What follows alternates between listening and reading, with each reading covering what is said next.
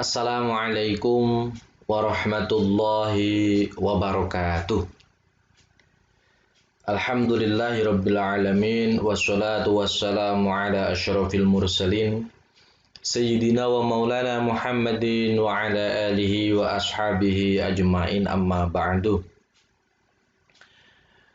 Teman-teman mahasiswa dan mahasiswi kelas mata kuliah fikih munakahat yang dirahmati Allah, untuk mengawali perjumpaan kita di sesi kuliah virtual kali ini, seperti biasa saya mengajak kepada saudara semua untuk sama-sama membaca Fatihah tabarukan. Fatihah pertama kita hadiahkan kepada Kanjeng Nabi Muhammad SAW. Yang kedua kita hadiahkan kepada kedua orang tua kita, kemudian yang ketiga kita hadiahkan kepada guru-guru kita, kemudian yang keempat kita mohonkan untuk hajat kita masing-masing. Semoga Allah berkenan mengabulkan, memudahkan cita-cita dan hajat kita semua. Ala hadziniyah wa likulli niyatin sholihah. Al-Fatihah. A'udzubillahi minasyaitonir rajim. Bismillahirrahmanirrahim. Alhamdulillahirabbil alamin. Arrahmanirrahim. Maliki yaumiddin. Iyyaka na'budu wa iyyaka nasta'in. Ihdinas shiratal mustaqim. Shiratal ladzina an'amta 'alaihim ghairil maghdubi 'alaihim waladdallin. Amin. Oke, baik saudara, setelah kita kemarin di tema pertama berbicara tentang konsep dasar dari munakahat itu sendiri, sudah membahas definisinya, kemudian model-model pernikahan pada zaman dahulu dan lain sebagainya. Ini masuk kepada tahap yang kedua atau tema yang kedua tentang khitbah sebagaimana yang kita rencanakan di RPS. Nah, apa itu khitbah? Kemudian tema khitbah ini bahas apa saja? Saya kira teman-teman sudah melihat IRPS. Mulai definisi, dasar hukum, kemudian ada aturan ketentuan khitbah, kemudian hikmah khitbah, lalu khitbah yang dipahami oleh masyarakat sekarang identik dengan lamaran atau tunangan dan lain sebagainya. Nanti kita bahas di sini. Oke, baik saudara. Nah, kemudian berikutnya yang kita bahas di sini adalah tentang apa itu makna khitbah. Nah, kita lihat sebagai pengantar perlu saya sampaikan bahwa khitbah itu min muqaddimatiz zawaj. Khitbah itu ada termasuk dari permulaan perkawinan. Jadi pengantar dari perkawinan itu diawali dengan khitbah itu. La waqad syara'ahallahu qabla irtibati fi aqdiz zaujiyah. Jadi khitbah itu disyariatkan, bahasa diperintahkan oleh Allah, syariat Allah disyariatkan oleh Allah sebelum terjadi hubungan atau ikatan akad antara suami istri atau sebelum terjadi hubungan pernikahan. Tujuannya apa? Supaya saling mengenal, kullun minaz zaujaini, supaya antara calon pasangan nanti saling mengenal lebih jauh sebelum dia melangsungkan perkawinan. Jadi itu sebagai pengantar. Khitbah itu termasuk pengantar sebelum seseorang melakukan perkawinan. Nah, lalu bagaimana definisi dalam fikih sesungguhnya khitbah itu seperti apa? Nah, ini ada saya mengutip dari fikih Islam Adilatuhu yang kemarin saya sampaikan di RPS itu. Khitbah itu mempunyai makna idharur ruhbati fiz zawaji bimra'atin muayyanatin. Jadi khitbah itu mengutarakan maksud atau kesenangan, maksud untuk menikahi atau mengutarakan maksud untuk menikah kepada perempuan yang sudah jelas. Nah, atau wa i'lamul mar'ati awwaliyuha bidzalik. Wa i'lamul mar'ata wa i'lamu atau memberikan seorang tadi memberikan kabar kepada seorang perempuan atau walinya tentang maksud dia akan menikahi perempuan tadi. Nah, itu disebut khitbah.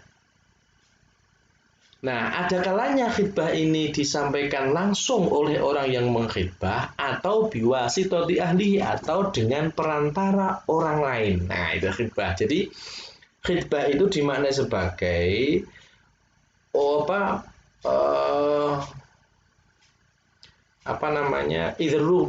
mengutarakannya maksud seseorang kepada perempuan yang akan dinikahi, atau pemberitahuan seorang laki-laki kepada perempuan atau kepada walinya bahwa maksud dia akan menikahi dengan perempuan tadi. Nah, khitbah itu bisa disampaikan langsung oleh laki-laki yang mengkhitbah, kalau bahasa kitabnya khitbah itu nontoni, atau melalui ahlinya, melalui keluarganya. Nah, biasanya itu kalau di kampung-kampung itu melalui keluarganya.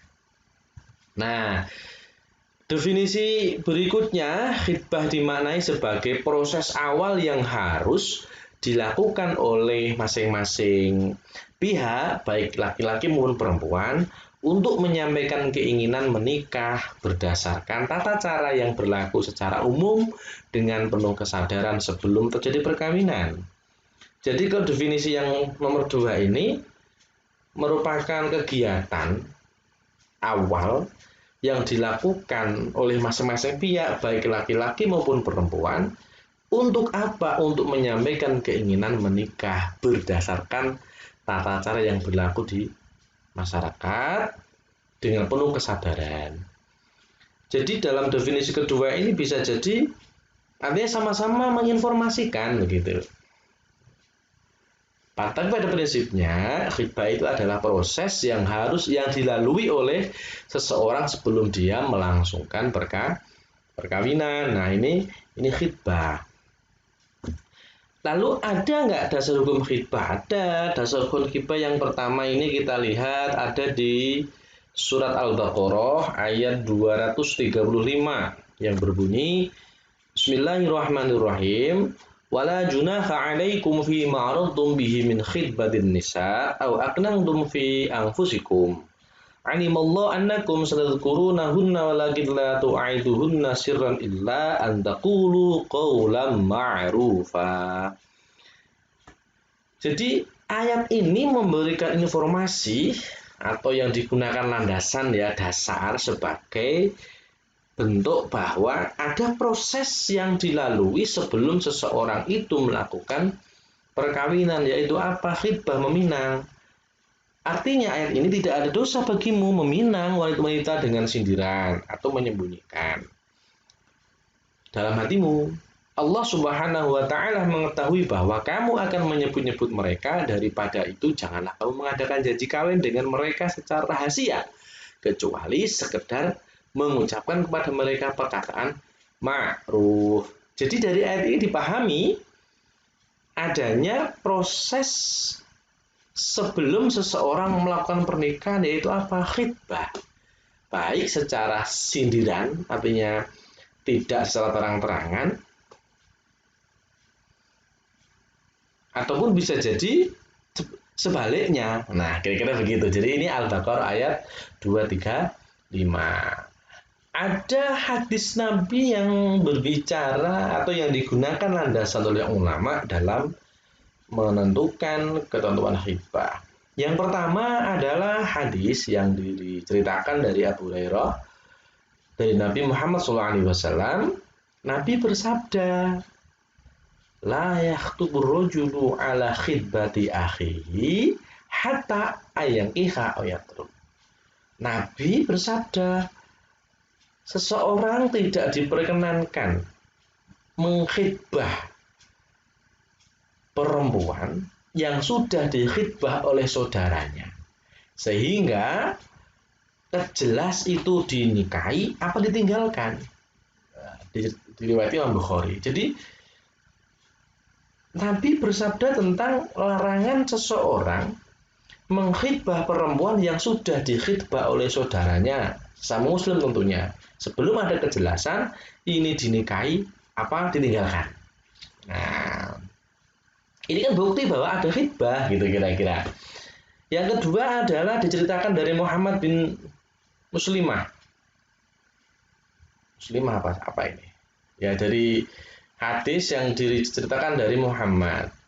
Qala sami'tu Rasulullah sallallahu alaihi wasallam, diceritakan bahwa pernah mendengar Rasulullah itu bersabda.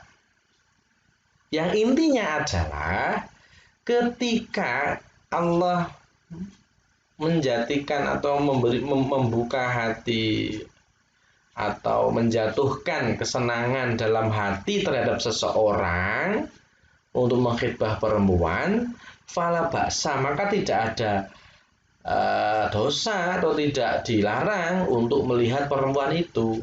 Jadi ketika Allah sudah menentukan apa kesenangan dalam hati seseorang laki-laki untuk mengkhitbah perempuan, maka dilakukan saja. Melihat, nontoni. Tujuannya apa? Ya menuju keseriusan mau menikah. Kira-kira begitu ya. Kemudian hadis yang ketiga ini dari Jabir. Jabir berkata, sesungguhnya mendengar Nabi bersabda. Sabda Nabi begini, ketika salah satu di antara kalian mengkhitbah perempuan, maka kira-kira sekiranya memungkinkan melihat sesuatu dari perempuan tadi yang bisa menarik hatimu untuk menikahi, ya lakukan gitu. Ketika melihat atau mengkhitbah perempuan, kok ada memungkinkan dirimu melihat sesuatu supaya dirimu yakin terhadap perempuan tadi, lakukan saja. Nah, kira-kira begitu. Jadi 3 hadis ini, saudara, intinya adalah bahwa ada proses sebelum seseorang itu yakin menikah, yaitu khitbah. Nah, kan gitu. Oke, saudara. Nah, kalau berarti dari dua dasar hukum tadi, baik dari Quran dan hadis tadi, kita berbicara hukum khitbah. Khitbah itu sebetulnya hukumnya bagaimana, Pak? Wajib? Apakah haram? Apakah seperti apa? Oke. Ya, peminangan atau khitbah memang disinggung tadi dalam Al-Quran ya, ada. Dalam hadis Nabi juga ada. Akan tetapi sejauh pembacaan yang saya temukan, tidak ada ketentuan secara jelas bahwa khitbah itu merupakan hal yang sangat diperintahkan ataupun dilarang. Nah, sehingga dengan demikian ulama sepakat bahwa khitbah itu ya sebagai sesuatu yang tidak ada ulama yang menghukumi bahwa khitbah itu sebagai sesuatu yang wajib. Maksudnya begini loh. Terus nek khitbah nikahnya nggak sah, itu tidak ada seperti keterangan seperti itu. Karena meskipun ada nasnya, tetapi tidak ada ditemukan secara jelas itu perintah apa larangan. Sehingga ulama, dalam hal ini ulama para fuqaha, berpendapat tidak ada ulama yang menghukumi bahwa khitbah itu wajib. Maksudnya wajib itu ketika enggak terus dosa, kemudian ketika enggak nikahnya enggak sah, tidak ada. Oleh karena itu kembali kepada kaidah bahwa al-aslu fil asya al-ibaha hatta yadulla ad-dalilu ala tahrim. Jadi segala sesuatu dikembalikan hukum asalnya adalah mubah. Boleh, kecuali kalau ada dalil yang mengharamkan atau merubah hukum mubah itu menjadi haram. Ya. Misal contohnya khitbah kan memang boleh, tapi ternyata di khitbah itu sudah punya pasangan, ya tidak boleh, dosa haram itu. Nah, kira-kira begitu ya. Atau tadi mengkhitbah perempuan yang sudah dikhitbah oleh saudaranya sebelum ada kejelasan dinikahi apa tidak, itu juga tidak diperbolehkan. Nah, jadi kembali hukum asal di khitbah adalah mubah atau boleh. Nah, oke, baik saudara. Nah, berikutnya adalah ketentuan khitbah. Ketentuan ini adalah aturan tentang khitbah. Ada 2 syarat yang harus dipenuhi. Artinya 2 syarat yang merupakan ketentuan lah ya. Seseorang dalam berkhidbah itu yang pertama adalah syarat mustahsinah. Nah, syarat mustahsinah ini merupakan anjuran sebetulnya.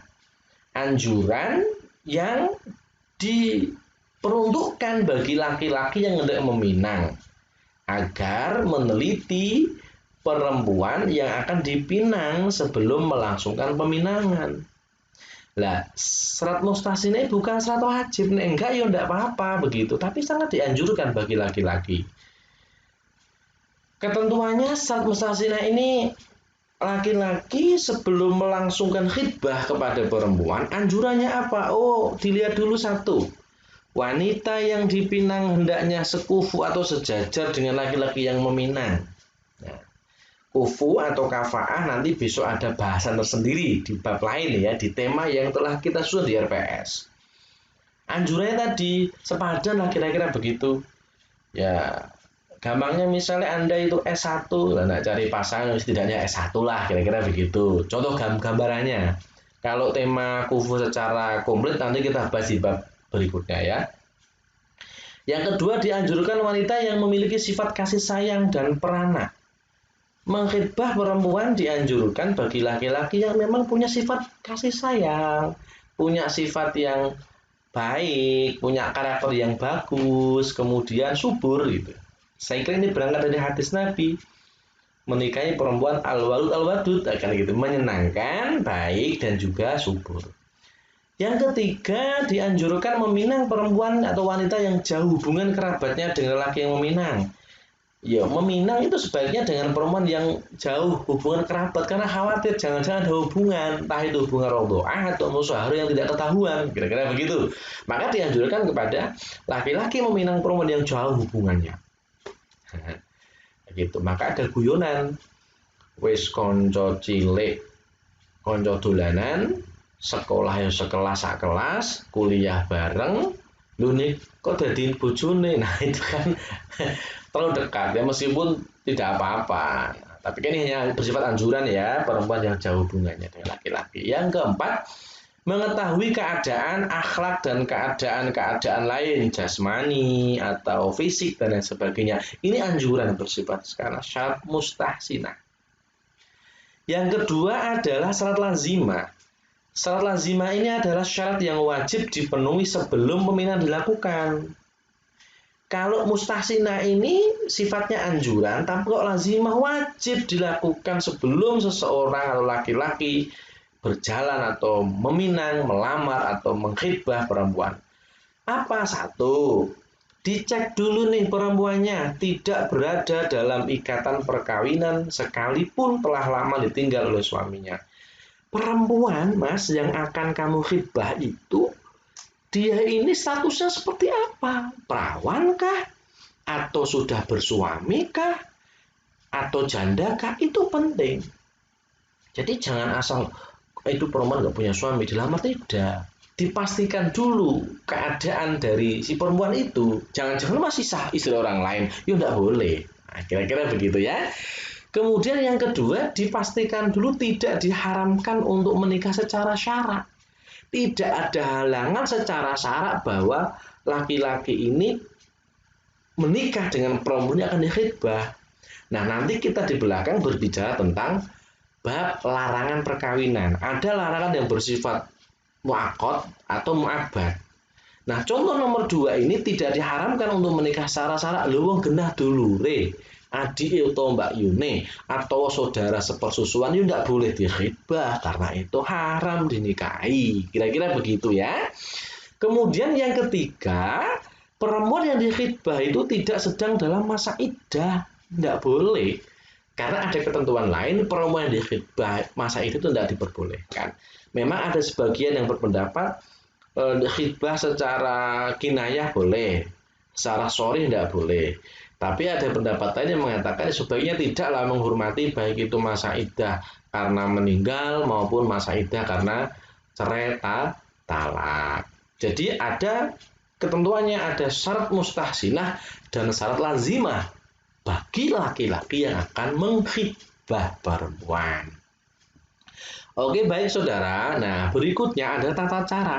Tata caranya bagaimana? Perlu diketahui saudara bahwa khitbah atau nontoni itu sudah menjadi budaya yang berkembang di masyarakat. Betul kan? Betul. Dan dilaksanakan sesuai dengan tradisi masyarakat setempat. Kalau di Pekalongan itu ada yang istilah macam-macam namanya itu, ada sangsangan, ada apa dodok lawang, ono meneh tukar cincin, ono meneh tali gunem, ono meneh macam-macam jenenge. Ya. Nah, maka khitbah itu sudah menjadi bagian dari budaya masyarakat kita yang proses pelaksanaannya macam-macam sebetulnya.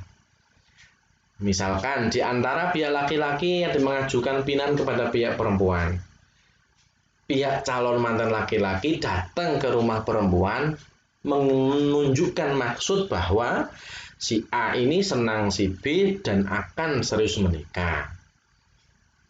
Bahkan saudara, ada kalanya pihak perempuan yang mengajukan pinangan untuk laki-laki. Loh, ini ada loh Pak, masuk ada. Setahu saya itu ada di daerah Jawa Timuran.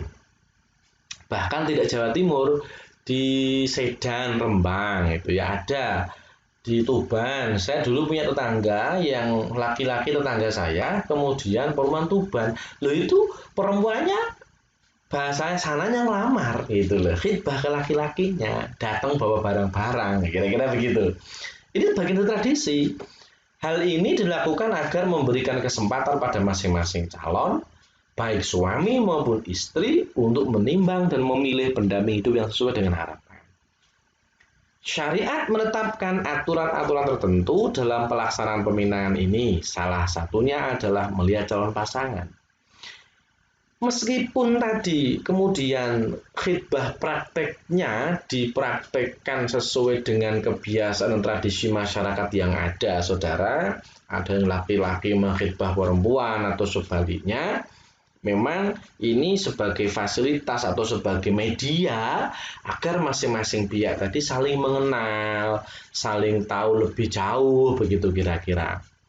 Ya, Islam tetap ada aturan mainnya. Salah satu ketentuan yang diatur secara jelas itu adalah tentang bagaimana melihat pasangan. Ya, mengkhitbah itu kan nontoni, melihat yang diatur dalam syariat itu salah satunya adalah melihat pasangan.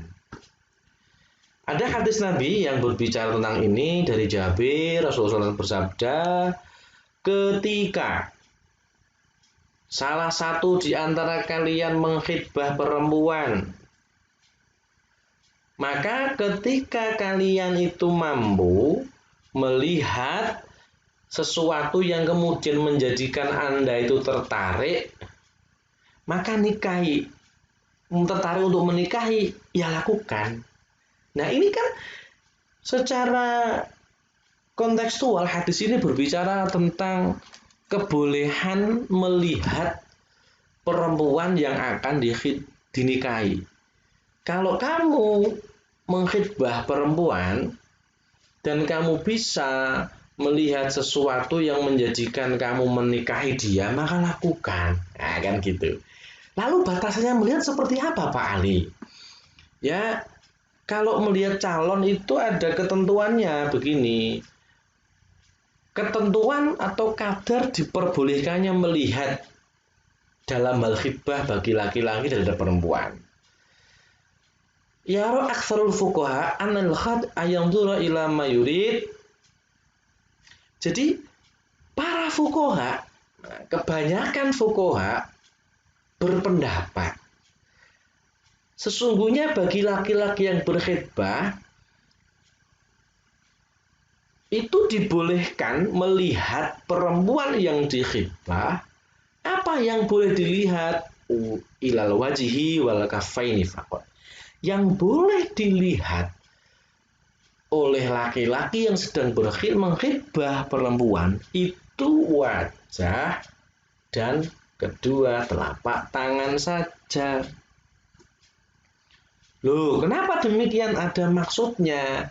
Dua hal yang boleh dilihat, wajah maupun tangan itu dianggap sudah bisa mewakili.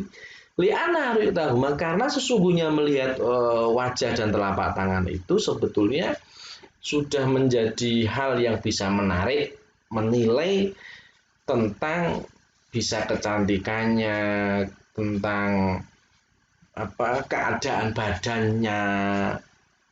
Kalau itu kemudian eh, apa ini telapak tangan, kalau wajah bisa menunjukkan kecantikannya dan lain sebagainya.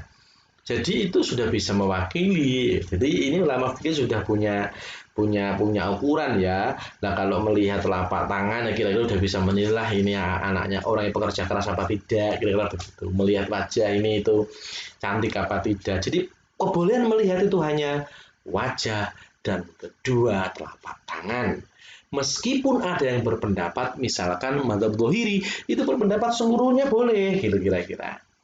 Tapi yang kebanyakan ulama hanya membolehkan wajah dan kedua telapak tangan. Oke, baik saudara. Nah, ini yang perlu kemudian teman-teman ketahui. Bagaimana berduaan dengan calon pasangan? Karena begini saudara, di masyarakat kita itu terkadang miris. Kenapa saya katakan miris? Ya saya tidak tahu ya, karena ini memang sudah hal yang dianggap biasa, atau memang karena ketidaktahuan mereka, begitu. Kadang orang tua juga ikut memfasilitasi gitu. Ketika anaknya sudah dilamar, laki-laki itu dibiarkan kemana-mana. Padahal kan tidak. Nah, maka ini kita berbicara bagaimana hukumnya berduaan antara calon laki-laki dan perempuan meskipun sudah dikhitbah. Ya, ingat dijelaskan di awal bahwa sesungguhnya khitbah laisat zawajan. Khitbah itu nontoni itu bukanlah pernikahan. Jadi belum ada hukum ikatan. Wa innama hiya mujarradun wa'dud bizawaj. Jadi dia itu tidak ada kaitan dengan menikah. Maka tidak ada efek hukum apa-apa setelah orang berkhitbah. Artinya hukum seperti mana minah kami zawaj tidak ada. Oleh karena itu hukumnya masih ajnabiyah. Antara laki-laki yang mengkhitbah dengan perempuan yang khitbah itu masih orang lain.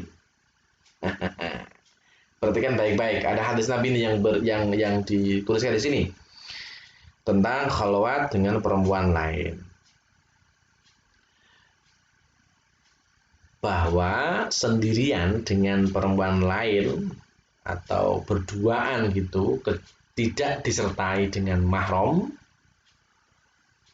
itu hadisnya la yakhluwanna rajulun bimra'atin la tahillu lahu fa inna thalithahuma syaitan illa mahramun. Kata Nabi, hei laki-laki, jangan sekali-kali engkau sendirian dengan perempuan yang tidak halal bagimu, karena yang ketiganya adalah syaitan. Kecuali ada mahram, kira-kira begitu. Maka intinya khitbah itu belum ada hukum apa-apa, belum ada dampak hukum apa-apa. Masih dihukumi ajnabiyah sendiri-sendiri, nggak ada dampak hukum apa-apa. Ini perhatikan baik-baik ya, saudara-saudara. Apalagi yang belum khitbah sama sekali, sudah ke sana kemari bonceng, apa bahaya itu. Oke, perhatikan baik-baik. Berikutnya adalah hikmah dari khitbah. Pak Ali, kenapa kok ada khitbah? Itu hikmahnya apa, Pak Ali? Nah, ini menarik saya kira saudara. Khitbah itu tadi dikatakan di awal sebagai muqaddimah pernikahan. Tujuannya apa? Untuk saling mengenal setiap antara satu dengan yang lainnya, antara laki-laki yang mengkhitbah dan perempuan yang dikhitbah agar saling mengenal. Kenapa ini penting? Idz anna sabilu ila dirasati akhlaqin wa tubai wa mayul turfain. Dengan saling mengenal ini akan lebih mudah mempelajari atau sebagai media mengetahui akhlak atau tabiat dari masing-masing. Ya, gitu. Jadi itu sebetulnya maksudul a'dham dari khitbah itu sendiri. Begitu. Maka tidak ada cara lain, nggak ada alasan lain nanti biar begini pun nggak boleh. Jadi tujuannya tadi ya agar sebagai media saling mengenal memantapkan hati lah kira-kira begitu ya. Nah ini rinciannya saya kira tadi bisa saya katakan. Tujuannya adalah saling mengenal satu sama lain, bisa memantapkan hati satu sama lain. Nah, sekarang yang terjadi yang perlu kita kaji adalah perbedaan antara khitbah, lamaran, ta'aruf itu seperti apa gitu. Nah, khitbah itu sebagaimana di atas dijelaskan dimaknai sebagai pinangan, namun yang berkembang di masyarakat sesuai tradisi yang berlaku disebut dengan lamaran. Atau bahkan ta'aruf yang sudah barang tentu mempunyai implikasi hukum berbeda. Jadi di masa itu tadi saya katakan di awal ketika buka ya, ada khitbah di mana sebagai lamaran, sebagai ta'aruf. Nah, itu berbeda karena masing-masing punya implikasi berbeda. Dalam agama Islam, seorang wanita yang telah dilamar atau adalah milik si pelamar. Walaupun kepemilikan tersebut belum mutlak, artinya sebatas pada pengakuan saja. Pemberian dalam pinangan hanya sebagai hadiah dan bukan merupakan mahar. Nah, tradisi yang ada itu begini, dalam Islam begini. Ketika seseorang dikhitbah itu belum menjadi tanda bahwa si A itu sah menjadi istrinya B atau sebaliknya, tidak. Wong belum ada ikatan kok. Ya hanya sebagai pengakuan bahwa dia sudah dikhitbah dan akan dilangsungkan pernikahan, misalkan. Karena ada hukum, laki-laki tidak boleh mengkhitbah perempuan yang sudah dikhitbah kecuali ada kejelasan. Nah, adapun misalkan di kampung yang berlaku itu khitbah kemudian bawa ada gelang, ada cincin, ada makanan, ada macam-macam lah. Itu bukan mahar, tapi biasa disebut sebagai hadiah atau apa tadi ya istilahnya ya brokowan lah gitu macam-macam. Tapi bukan mahar, beli lagi ya. Nah, kemudian atau mungkin bisa jadi ada yang sepakat bahwa nanti yang saya bawa ketika lamaran itu mahar ada gitu ya. Tapi ya sebaiknya disebutkan gitu. Berikutnya saudara, pertunangan dalam hukum adat sering disamakan dengan melamar. Yakni orang tua pihak calon pengantin laki-laki mengajukan permintaan agar diperbolehkan seorang anak laki-lakinya menikahi anak gadis orang lain yang akan menjadi istrinya kelak. Jadi tradisi yang berkembang di masyarakat kita ini seperti itu. Kalau konsep fikihnya khitbah seperti tadi aturannya, tapi kemudian tetap dalam tataran aplikasinya itu masyarakat menyebutnya beda-beda gitu. Ada yang lamaran, ada yang tunangan dan macam-macam. Nah itu bagaimana Pak? Wong memang begitu tradisinya. Nah, misalkan ya kita kembali ke kaidah bahwa adat atau kebiasaan tersebut dapat diterima sejauh tidak bertentangan atau melanggar syariat. Nah kalau silaturahmi dari keluarga laki-laki ke keluarga perempuan bawa hadiah kan tidak dosa. Dosanya di mana kan tidak apa-apa.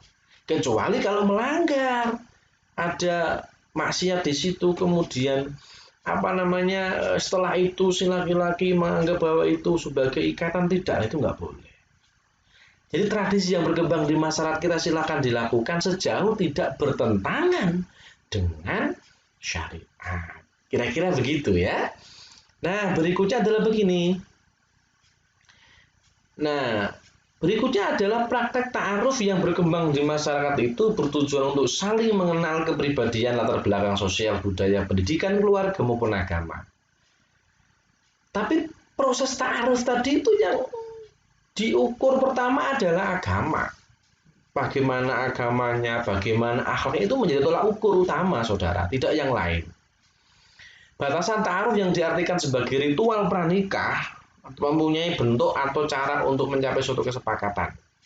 Maka ketika ta'aruf itu, ketika khitbah dimaknai sebagai ta'aruf dalam prakteknya, ya harus memenuhi aturan-aturan syariat yang tadi disampaikan di awal. Begitu. Dengan ditambah satu, tetap menjaga atau menahan pandangan, menjaga hijab atau perhiasan ditutup, menjaga diri jangan sampai berkhalwat atau berduaan. Kemudian dalam proses ta'aruf tadi itu dianjurkan atau diharuskan menghindari segala perbuatan yang mengarah kepada perzinahan. Tidak diperbolehkan. Ya, sebagai penutup saudara bahwa kontribusi ta'aruf di kalangan umum bahwa ta'aruf itu dianggap sebagai penjajakan awal untuk mengenal calon pasangan sebelum menuju ke jenjang pernikahan.